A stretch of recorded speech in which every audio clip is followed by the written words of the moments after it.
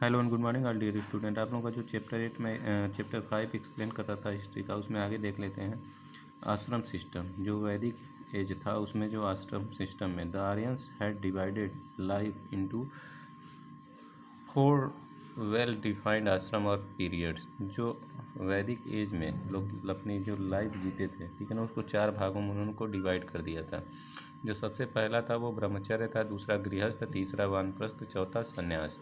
जो सबसे पहला 25 साल होता था उसमें लोग क्या करते थे, ब्रह्मचर्य का पालन करते थे। वो क्या करते थे, 25 ईयर्स यानी 25 सालों तक वो क्या करते, इंडिविजुअल स्टडी यानी अकेले क्या करते थे, स्टडी करते थे किसी टीचर या ऋषि के गाइडेंस में, ठीक है, उनकी देख रेख में, किसी फॉरेस्ट में।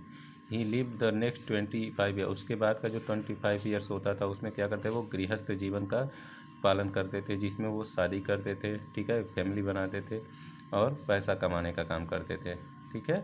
और उसके बाद जो थर्ड वाला यानी नेक्स्ट जो 25 ईयर था उसमें वानप्रस्थ आश्रम, इसमें लोग क्या करते थे, कम्युनिटी लाइफ जीते थे, यानी कि सामाजिक जीवन जीते थे।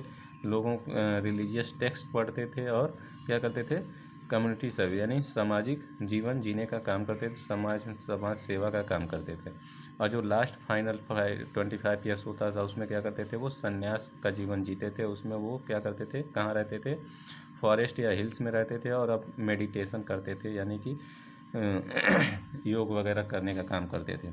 उसके बाद आ जाते हैं वर्ण और कास्ट सिस्टम। जो वर्ण और कास्ट यानी कि जाति सिस्टम उस टाइम में कई वर्ण में बांटा गया था, कई जातियों में बांटा था उन्होंने अपने को, ठीक है। In order to meet all needs of the community life the Aryans had divided the community into 4 varna. इन्होंने आर्यन ने क्या किया था, अपने कम्युनिटी को यानी समाज को 4 भागों में, वो 4 वर्णों में बांट दिया था, यानी 4 जातियों में बांट दिया था। जो सबसे पहले थे वो ब्राह्मण, दूसरा क्षत्रिय, तीसरा वैश्य और चौथा शूद्र।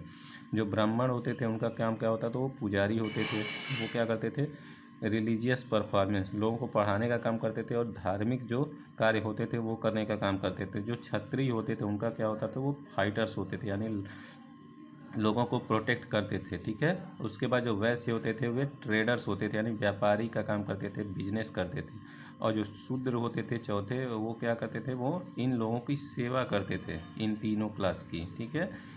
This system was not hereditary the numbers upon which family could adopt different वर्ण।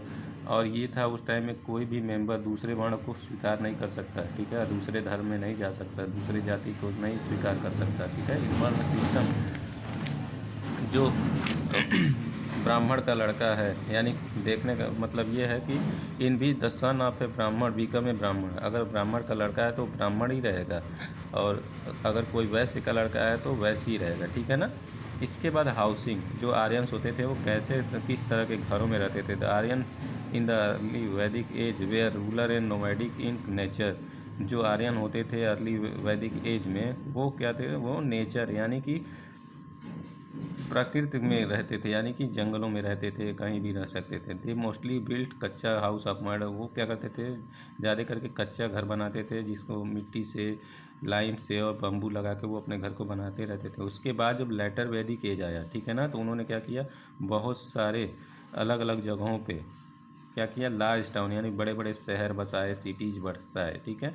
जैसे जो सिटी उन्होंने बसाई थी उसमें काशी है, विदेहा है, कौशाम्बी, अयोध्या, हस्तिनापुर, इंद्रप्रस्थ, ये सारे सिटीज किसने बसाए थे, आर्यंस ने बसाए थे। Now their houses were made of baked bricks. अब जो इस टाइम में जो हाउस बनते थे, कब, जब लेटर वैदिक एज में, वो क्या करते थे, बेक्ड ब्रिक्स यानी कि ईंटों को सेक कर बनाते थे और उसमें मड और लाइम का यूज करते थे। उसमें सपोर्ट देने के लिए उसमें वुडन बीम्स यानी वुडन लकड़ी के बीम लगाए जाते थे, रफ यानी छत को संभालने के लिए, सपोर्ट करने के लिए, ठीक है। घरों में लोग लकड़ी के दरवाजे और विंडो लगाना, खिड़की लगाना स्टार्ट कर दिए थे। उसके बाद आता है ड्रेस एंड ऑर्नामेंट। अब जो आर्यंस थे वो किस तरह का ड्रेस पहनते थे और ऑर्नामेंट यानी कि जो ज्वेलरी पहनते थे, यानी जेवर वगैरह। The Aryans wore simple dress comprising of a undergarment called dhoti और नीवी।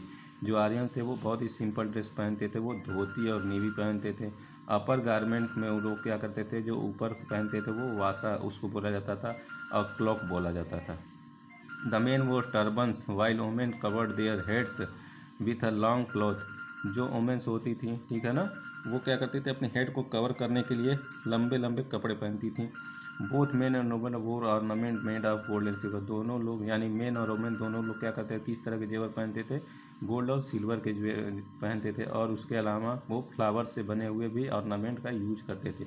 अब वो फूड किस तरह का खाते थे, the Aryans were pastoral people who